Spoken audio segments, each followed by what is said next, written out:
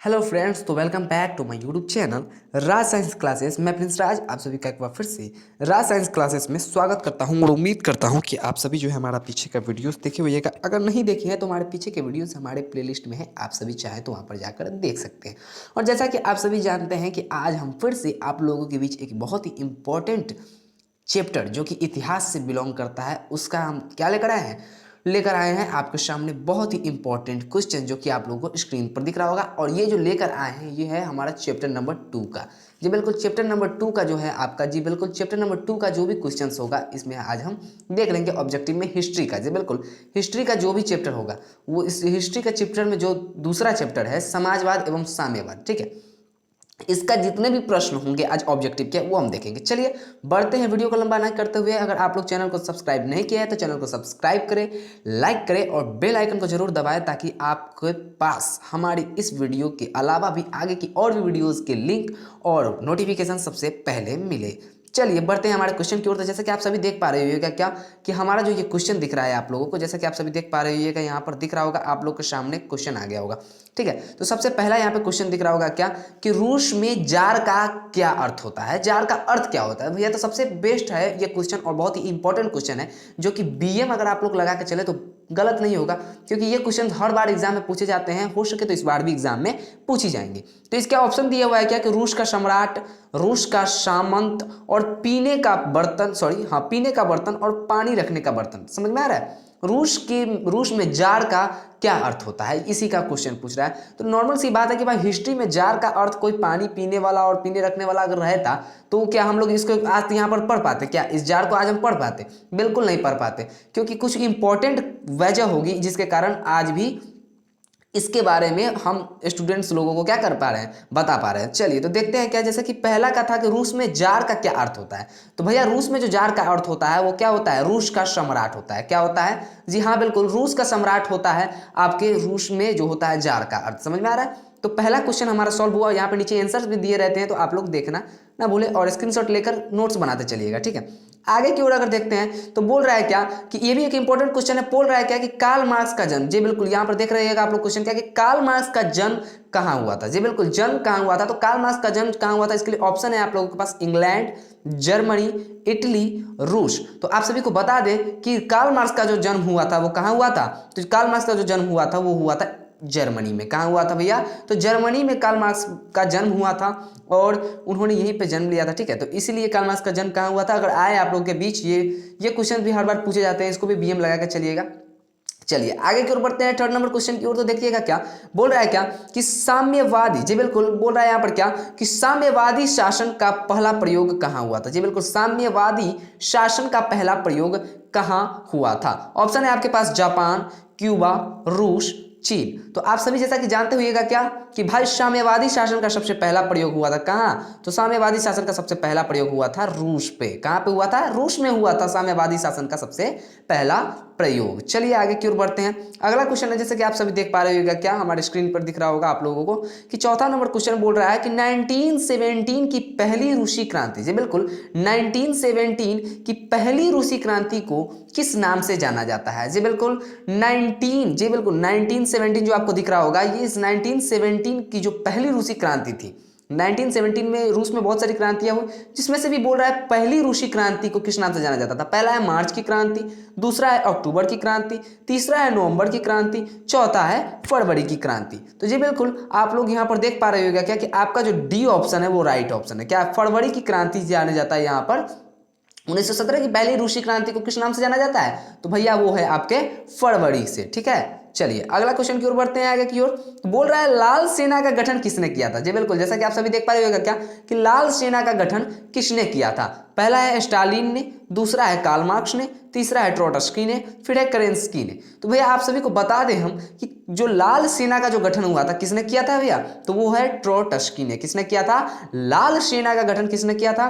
तो ट्रोट्स्की ने किया था। चलिए अगला क्वेश्चन की ओर बढ़ते हैं। बोल रहा है क्या कि वार एंड पीस, जी बिल्कुल वार एंड पीस पुस्तक की रचना किसने की थी? तो जी बिल्कुल वार एंड पीस जो ये पुस्तक है, जी बिल्कुल जो आप लोग देख पा रहे होगा क्या ये वार एंड पीस, ये जो आपका क्वेश्चन दिख रहा होगा, वार एंड पीस की जो रचना थी इस पुस्तक की रचना किसने की थी भैया? तो सबसे पहला ऑप्शन है आपका यहाँ पे दिया हुआ कार्ल मार्क्स, टॉल्स्टॉय, फिर है दोस्तोवस्की, फिर है एजल्स। क्या है? एजल्स। तो आप सभी को बता दें कि जो हुआ था ये वार एंड पीस की जो रचना की थी, इस पुस्तक की रचना किसने की थी? तो वो की थी हमारे टॉल्स्टॉय साहब ने। किसने की थी? टॉल्स्टॉय साहब ने। इसके ऊपर एक ऐसे टाइप का होना चाहिए था जो कि शायद छूट गया है। चलिए ऐसे होना चाहिए, टॉल्स्टॉय ऐसे होता है, टॉल्स और उसके बाद टाई लगा सकते हैं आप, ठीक है। चलिए आगे के क्वेश्चन की ओर बढ़ते हैं। अगला क्वेश्चन आप सभी देख पा रहे होगा हमारे स्क्रीन पर, क्या कि लेनिन की मृत्यु कब हुई थी? जी बिल्कुल, लेनिन की मृत्यु कब हुई थी? तो हमारे बहुत सारे गाइड्स में क्वेश्चंस का आंसर गलत भी दिया हुआ है, ठीक है। तो लेनिन की मृत्यु कब हुई थी, इसके लिए ऑप्शन है आप लोगों के पास 1921, 1922, 1923 एंड 1924। तो यहाँ पर जो आप सभी को चुनना है, क्या सबसे बेस्ट ऑप्शन चुनना है, जो कि आपका हो जाएगा ये 1924। लेनिन साहब की मृत्यु कब हुई थी भैया? तो 1924 में लेनिन साहब की मृत्यु हो गई थी। चलिए आगे के क्वेश्चन की ओर बढ़ते हैं। क्या बोल रहा है? बोल्शेविक क्रांति का नेतृत्व कौन किया था? जी बिल्कुल, तो बोल्शेविक क्रांति जो हुआ था, ये जो क्रांति का नाम क्या है? बोल्शेविक क्रांति का नेतृत्व किसने किया था? तो बोल्शेविक क्रांति का नेतृत्व जो भाई साहब किए थे उनका नाम है लेनिन साहब। बोल्शेविक क्रांति का किसने किया था भाई? नेतृत्व किसने किया था? तो इसी लेनिन साहब ने किया था, जिनकी यहाँ पे क्या हो गई थी, यहाँ पे जैसे कि आप सभी देख पा रहे होइएगा क्या कि लेनिन साहब की मृत्यु हो गई थी। कब? तो यहाँ पर 1924 ईस्वी में लेनिन साहब की मृत्यु हो गई थी। इसी लेनिन साहब ने कब किया था? बोल्शेविक क्रांति का नेतृत्व किया था। चलिए आगे के क्वेश्चन की ओर बढ़ते हैं। 9 नंबर क्वेश्चन में आप लोग देख पा रहे होगा क्या कि बोल रहा है कि दुनिया के मजदूर एक हो, यह कथन किसका था? जितने भी दुनिया के मजदूर है, जितने भी वर्ल्ड में जितने भी मजदूर है, जी बिल्कुल, जितने भी आपके जो वर्ल्ड है उसमें जितने भी मजदूर है, ठीक है, वो सभी एक होने के लिए बोल रहे थे कि दुनिया के मजदूर एक हो। ये किसने कहा था?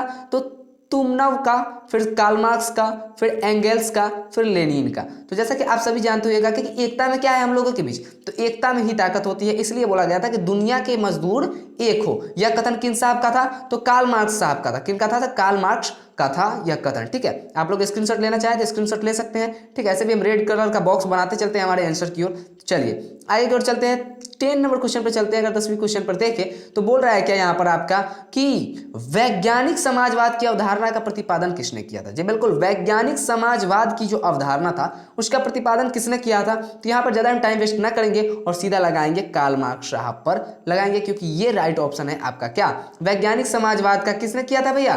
तो वैज्ञानिक समाजवाद का जो किया था, अवधारणा का जो प्रतिपादन किया था, वो हमारे साहब किए थे। कौन? कार्ल मार्क्स साहब किए थे। फिर चलिए 11वें नंबर क्वेश्चन की ओर बढ़ते हैं। तो यहाँ पर लिखा है क्या कि यूरोपियन समाजवाद कौन नहीं था? कौन नहीं था? निम्नलिखित में से दिया हुआ है क्या कि ये जो निम्नलिखित दिया हुआ है, 4 ऑप्शन जो दिया हुआ है, इसमें से कौन नहीं थे? कौन यूरोपियन समाजवाद नहीं थे? यूरोप के समाजवादियों में से नहीं थे, ठीक है। तो ये आपका जो राइट ऑप्शन हो जाएगा यहाँ पर हो जाएगा, ये भी भाई साहब हमारे कार्ल मार्क्स। जैसा कि आप सभी जानते हैं कि कार्ल मार्क्स ने बहुत ही महत्वपूर्ण भूमिका निभाई है पिछले इतिहासों में, ठीक है। तो इसी के लिए इसका आंसर भी कार्ल मार्क्स ही होगा। चलिए याद कर लेते हैं। आगे के क्वेश्चन की ओर बढ़ते हैं। 12 नंबर क्वेश्चन आप लोग अगर देख पा रहे होगा तो लिखा होगा क्या कि समाजवादियों का बाइबल किसे कहा जाता है? जी बिल्कुल, समाजवादियों का जो बाइबल हुआ था वो किसे कहा जाता है? सबसे पहला ऑप्शन यहाँ पर देख रहे होंगे का कि ये है द मर्डर को। किसका? द मर्डर को। फिर है फादर्स एंड सन्स को, फादर्स एंड सन्स को, ठीक है। फिर वार एंड पीस को, समझ में आ रहा है, और फिर दास कैपिटल को। तो जो भैया राइट ऑप्शन है वो आपका हो जाएगा क्या? दास कैपिटल हो जाएगा। क्या हो जाएगा? जो राइट आंसर है आपका वो हो जाएगा दास कैपिटल। तो इसको आप लोग क्या कर लीजिए, टिक कर लीजिए। उसके बाद चलते हैं आगे के क्वेश्चन की ओर। 13 नंबर क्वेश्चन पे है क्या कि द मदर के लेखक कौन है? जी बिल्कुल, जैसा कि आप सभी देख पा रहे होगा क्या कि द मदर के लेखक कौन है, ठीक है। तो इसका सबसे पहला ऑप्शन यहाँ पर आप लोग देख पा रहे होगा क्या कि सबसे फर्स्ट ऑप्शन में दिया हुआ है तुर्गनेव, फिर है मैक्सिम गोर्की, फिर है कार्ल मार्क्स और फिर है लियो टॉल्स्टॉय। तो इसके जो लेखक थे, ठीक है, द मदर के जो लेखक थे वो कौन थे? मैक्सिम गोर्की थे। कौन थे? मैक्सिम गोर्की थे। चलिए आगे की ओर बढ़ते हैं। 14 नंबर क्वेश्चन की ओर अगर आप लोग बढ़े तो आगे की ओर देख पा रहे होगा क्या कि इंग्लैंड में समाजवाद का जनक किसे माना जाता है? ये मोस्ट इंपॉर्टेंट क्वेश्चन रहता है भैया, और यहां पर से बहुत ही इंपॉर्टेंट क्वेश्चन आते हैं, और ये बहुत ही VVI इंपॉर्टेंट क्वेश्चन, इसको अगर लगाएं तो ये गलत नहीं होगा जी, बिल्कुल भी गलत नहीं होगा, बिल्कुल सही होगा, क्योंकि ये बहुत ही इंपॉर्टेंट क्वेश्चन है जो अधिकतर एग्जामों में पूछे जाते हैं, बोर्ड के एग्जामों में, कि इंग्लैंड में समाजवाद का जनक किसे माना जाता था। तो आपके सामने जो सी ऑप्शन है भैया, रॉबर्ट ओवेन, इन साहब को इंग्लैंड में समाजवाद का जनक माना जाता था। समझ में आ रहा है? चलिए अगला क्वेश्चन की ओर बढ़ते हैं। इसको इंपॉर्टेंट लगा लीजिएगा क्योंकि बहुत ही इंपॉर्टेंट है। 15 नंबर क्वेश्चन की ओर आगे बढ़ते हैं। तो इसमें लिखा हुआ है क्या कि इनमें कौन यूटोपियन समाजवादी नहीं था? जी बिल्कुल, इनमें कौन यूटोपियन समाजवादी नहीं था, यानी कि स्वप्नदर्शी समाजवादी नहीं था। सबसे पहला है सेंट साइमन, फिर है लुई बल्लो, फिर है रॉबर्ट ओवेन एंड फिर डी है क्या आपका कार्ल मार्क्स। तो इसमें से सबसे राइट ऑप्शन हो जाएगा क्या, बोले थे आपको भी कार्ल मार्क्स हमारे पीछे के इतिहास में बहुत ही बड़ी भूमिका निभाए थे, उसमें से एक आध भूमिका ये भी है कि इनमें कौन यूटोपियन समाजवादी नहीं था, तो वो आपका हो जाएगा क्या, कार्ल मार्क्स साहब। चलिए आगे की ओर बढ़ते हैं। 16 नंबर क्वेश्चन में आप लोग अगर देख पा रहे होगा क्या, तो बोल रहा है क्या कि रूस में कृषि दासता किस वर्ष समाप्त हुए थे। जी बिल्कुल, तो रूस में जो हुई थी, रूस एक देश का नाम है, उसमें कृषि दासता किस वर्ष समाप्त हुई थी, तो आपके सामने ऑप्शन है 1861, 1862, 1863, 1864। तो यहाँ पर जो आपका राइट ऑप्शन हो जाएगा वो क्या हो जाएगा भैया, तो यहाँ पर जो आपका राइट आंसर हो जाएगा वो है आपका 1861। बहुत ही इंपॉर्टेंट क्वेश्चन है, इसको याद कर लीजिएगा, बहुत ही इंपॉर्टेंट रहता है। चलिए आगे की ओर बढ़ते हैं।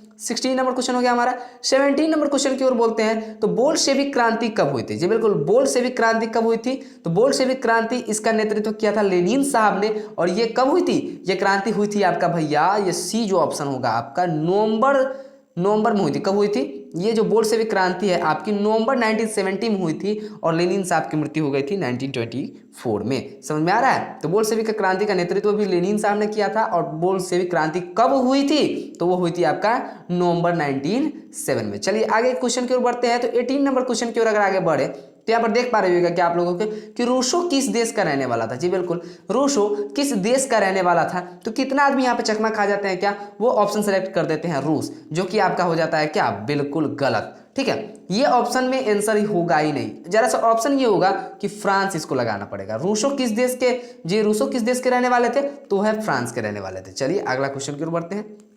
19 नंबर क्वेश्चन की अगर बात करें, तो यहाँ पे बोल रहा है क्या कि ब्रेस्ट लिटियोस किस संधि किन देशों के बीच हुई थी। ठीक है, तो यहाँ पे कुछ मिसटाइप हो गया शायद। ठीक है, ये जो है यहाँ पर ये नहीं होना चाहिए था, ब्रेस्ट लिटियोस है की संधि किन देशों के बीच हुई थी, तो ये होगा आपका ऑप्शन नंबर देख रहे हैं, रूस जर्मनी, रूस फ्रांस, रूस और इंग्लैंड, और रूस और इटली। ये बिल्कुल, तो यहाँ पर क्या है कि भैया देख रहे होगा क्या कि जो ब्रेस्ट लिटियोस की संधि हुई थी किन देशों के बीच हुई थी, तो वो हुई थी आपका किन देशों के बीच भैया, तो रूस और जर्मनी के बीच हुई थी, जो कि बहुत ही इंपॉर्टेंट क्वेश्चन है। यहाँ पर शायद मिस्टेक है, आप लोग क्वेश्चन मिला लीजिएगा। ठीक है, क्योंकि ऐसे ऐसे वर्ड्स आ जाते हैं जिसका प्रोनाउंसिएशन करने में, जिसको बोलने में जुबान को क्या हो जाता है, लकवा मार देता है। चलिए आगे की ओर बढ़ते हैं, आगे क्वेश्चन की ओर देखते हैं क्या। आगे क्वेश्चन अगर आप लोग देख पा रहे होगा क्या, तो होगा क्या कि कम्युनिस्ट मैनिफेस्टो के लेखक थे, कौन थे, तो भैया कम्युनिस्ट मैनिफेस्टो के लेखक कौन थे भैया, तो ऑप्शन है आपका कार्ल मार्क्स और फ्रेडरिक एंगल्स, और फिर है मैक्सिम गोर्की, फिर है लियो टॉल्स्टॉय। तो यहाँ पर जो आपका ऑप्शन होने वाला है, कौन होने वाला है यहाँ पर, सिर्फ और सिर्फ कार्ल मार्क्स ही नहीं, क्योंकि फ्रेडरिक एंगल्स भी यहाँ पर वो लेखक हुआ करते हैं, किसके, कम्युनिस्ट मैनिफेस्टो के, इसलिए इनका भी नाम आएगा। चलिए आप लोग टिक लगा लीजिएगा, बहुत ही इंपॉर्टेंट क्वेश्चन है, ये भी हर बार पूछे जाते हैं। आगे की ओर बढ़ते हैं, 21 क्वेश्चन में बढ़ते हैं। अगर 21 नंबर का क्वेश्चन अगर देखें आप लोग को, तो यहाँ पर देख पा रहे होगा क्या बोल रहा है कि साम्यवादी घोषणा पत्र, यानी कि वही कम्युनिस्ट मैनिफेस्टो का प्रकाशन कब हुआ था। जी बिल्कुल, तो कम्युनिस्ट मैनिफेस्टो का प्रकाशन कब हुआ था, तो सबसे पहला ऑप्शन है 1844 ईस्वी, 1848 ईस्वी, 1864 ईस्वी, 1867 ईस्वी। तो यहाँ पे आपका जो राइट आंसर हो जाने वाला है वो हो जाने वाला है आपका ऑप्शन बी, 1848 ईस्वी में क्या हुआ था, साम्यवादी घोषणा पत्र, जिसे हम लोग कहते हैं कम्युनिस्ट मैनिफेस्टो का प्रकाशन हुआ था, जिसके लेखक थे कार्ल मार्क्स और फ्रेडरिक एंगल्स। चलिए आगे क्वेश्चन की ओर बढ़ते हैं। 22 नंबर क्वेश्चन की ओर बढ़े, तो बोल रहा है क्या कि दास कैपिटल, जी बिल्कुल, दास कैपिटल का प्रकाशन किस वर्ष हुआ था, दास कैपिटल का प्रकाशन किस वर्ष हुआ था, तो पहला ऑप्शन है आपका 1848, 1864, 1867, 1883।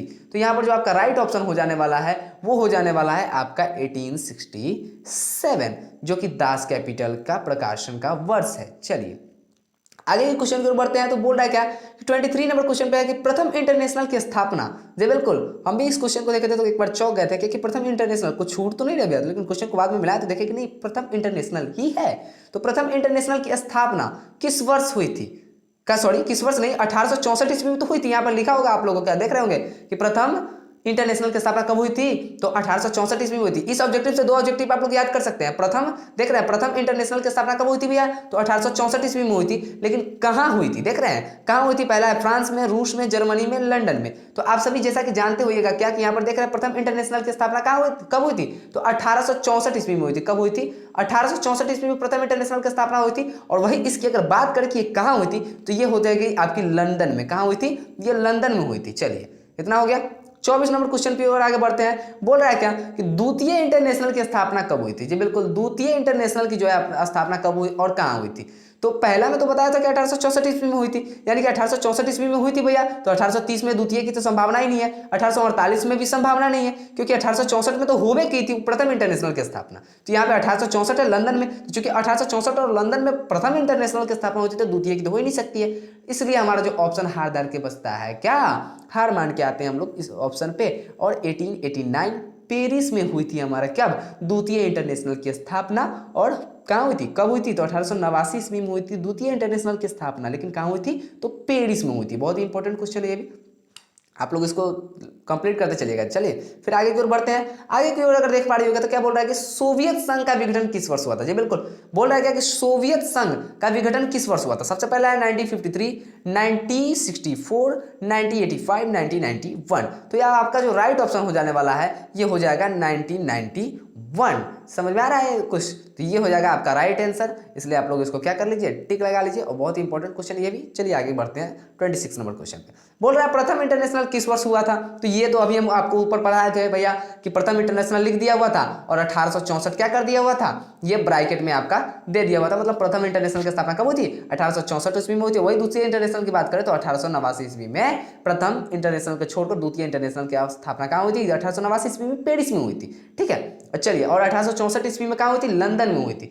चलिए, तो ये यहाँ पे हुआ। तो आपको यहाँ पर शुरू से ही दिख गया होगा कि 1864 भैया पहले ही मुंह फैला के बैठे हुए हैं कि भैया हमको चुनो नहीं तो हम आपका आंसर क्या कर देंगे, गलत कर देंगे। इसलिए इस भैया को बुरा बुरा मना लें, क्या करते हैं, इनको चुन देते हैं। चलिए चूज कर लिए, प्रथम इंटरनेशनल की स्थापना हो गई।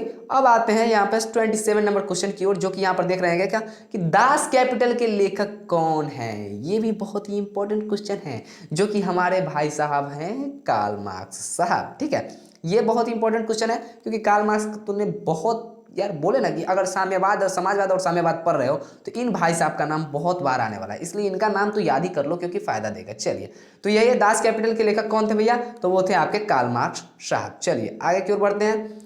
28 नंबर क्वेश्चन है कि चेका गठन था, चेका का गठन कौन किया था? जी बिल्कुल, ये जो चेका है, ये चेका आप लोग देख पा रहे होगा, इस चेका का गठन कौन किया था? तो चेका क्या था भैया? तो चेका एक संगठन था जिसका गठन किसने किया था? पुलिस का शायद संगठन था, उतना अच्छा तरीके से मालूम नहीं, हमको देखना पड़ेगा, आप लोग चेक कर लीजिएगा। ठीक है, चेका का गठन किसने किया था? तो वो किया था, ये भी किए थे, लेनिन साहब ही किए थे, क्योंकि इन्हीं की दिमाग की उपज थी। ठीक है, लेनिन और कार्ल मार्क्स के बारे में तो बहुत पढ़िएगा आप लोग, और कुछ दिन बाद कुछ आगे मेजनी के बारे में भी बहुत ज़्यादा पढ़िएगा। क्या पढ़िएगा? मेजनी साहब जो है उनके बारे में बहुत ही इंपॉर्टेंट क्वेश्चन आप लोग पढ़ पाइएगा। चलिए, तो चेका का गठन किसने किया था? तो चेका का गठन किया था आपके लेनिन साहब ने, ये कंठस्थ हो गया। चलिए आगे की ओर बढ़ते हैं। 29 नंबर क्वेश्चन की अगर बात करें तो लेनिन का उत्तराधिकारी कौन बना था? तो लेनिन का उत्तराधिकारी कौन बना था? सबसे पहला है ट्रोट्स्की, फिर है फ्रेडरिक एंगल्स, फिर है स्टालिन और फिर है कार्ल मार्क्स। तो आंख मूंद कर यहाँ पर आप क्या लगा सकते हैं? लेनिन भाई साहब के जो थे उत्तराधिकारी बने थे वो कौन बने थे? स्टालिन बने हुए थे। कौन बने हुए थे? स्टालिन बने हुए थे। और इनकी मृत्यु भी हो गई थी। चलिए देखते हैं इनकी मृत्यु कब हुई थी। चलिए आगे देखते हैं, ये लीजिए क्वेश्चन आ ही गया, क्वेश्चन का आंसर भी आ गया यहाँ पर। जैसे कि आप सभी देख पा रहे होगा क्या कि लेनिन की मृत्यु कब हुई थी? जी बिल्कुल, लेनिन की मृत्यु यहाँ पर कब हुई थी?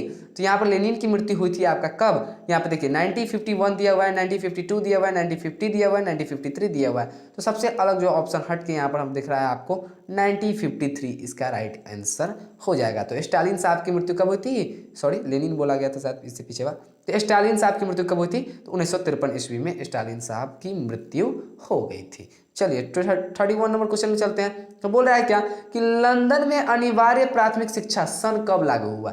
जी बिल्कुल, लंदन में जो अनिवार्य प्राथमिक शिक्षा सन कब लागू हुआ? तो ये लागू कब हुआ था? शिक्षा सन जो था ये लागू कब हुआ था?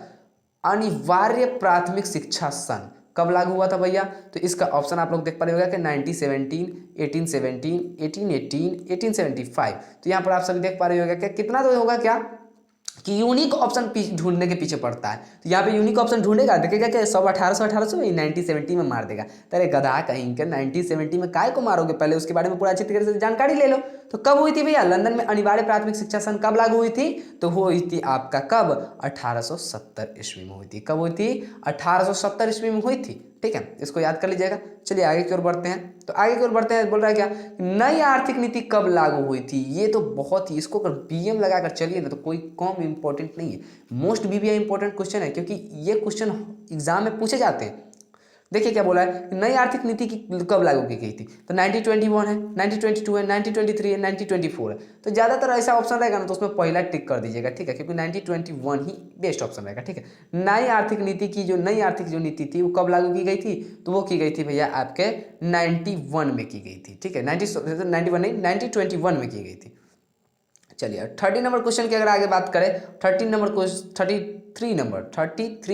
की अगर बात करें यहाँ पर, तो इस वीडियो का सबसे आखिरी क्वेश्चन भी है। तो अगर आप लोग अभी तक चैनल को सब्सक्राइब नहीं किए ना भैया, तो चैनल को सब्सक्राइब कर दीजिए, क्योंकि दिल दुखता रहता है। क्या होता रहता है, अगर सब्सक्राइब नहीं किए हैं तो चैनल को सब्सक्राइब कर दीजिए, क्योंकि दिल जो होता है हम लोग का क्या होता रहता है, दुखता रहता है अगर आप लोग चैनल को सब्सक्राइब नहीं करते हैं। तो इस दिल को ना दुखाने के लिए क्या कीजिए, आप लोग कम से कम चैनल को सब्सक्राइब कर दीजिए और बेल आइकन को दबा दीजिए।